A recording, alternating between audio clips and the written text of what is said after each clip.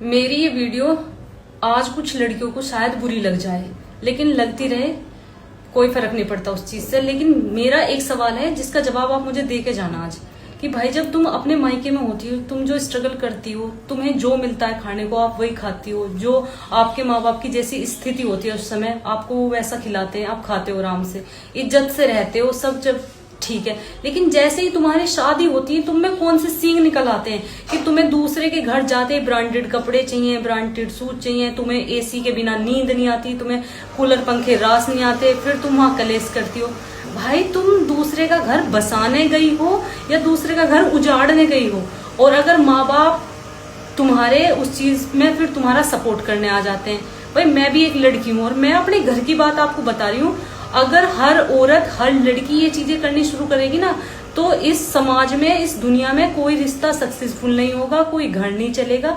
अगर ऐसा होता ना तो आज यहाँ मैं होती ना आप होते। क्योंकि जब मेरी मम्मी की मेरे पापा से शादी हुई थी ना, मैंने अपने घर की स्थिति देखी है। तब मेरे पापा की नौकरी भी नहीं थी और फिर भी हम पाले भी उन्होंने। मेरी मम्मी ने पापा के साथ स्ट्रगल भी करा, हमें पढ़ाया भी, लिखाया भी, कामयाब भी कर दिया।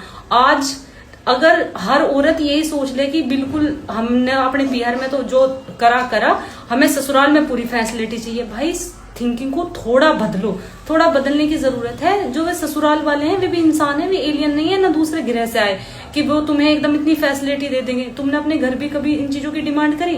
पर नहीं। माँ बाप के घर आप सहन कर लोगी, लेकिन ससुराल में आपसे सहन नहीं होगा।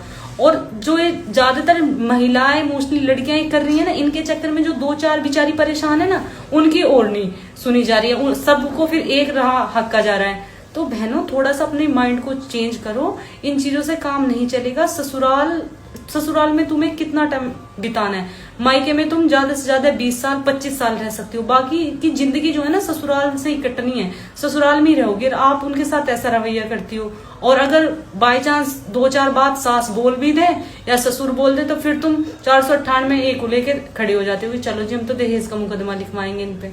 भैया ना हर चीज का समाधान मुकदमा है, ना हर चीज का समाधान कलेश है। मैं यही कहूंगी, क्योंकि हम इस विभाग में हैं, हम इन चीजों को देखते हैं, घर बर्बाद हो रहे हैं इन चीजों से, आपके आपसी संबंध खराब हो रहे हैं, रिश्ते खराब हो रहे हैं। जैसा आप अपना परिवार पीछे छोड़ के आई हैं, वैसा ही परिवार आपके सामने है, उन्हें भी उतने ही खुले दिल से अपनाओ जैसे तुम अपने माँ बाप के साथ रहती थी, वैसे ही सास ससुर को भी समझो, तो परिवार बहुत अच्छा चल सकता है।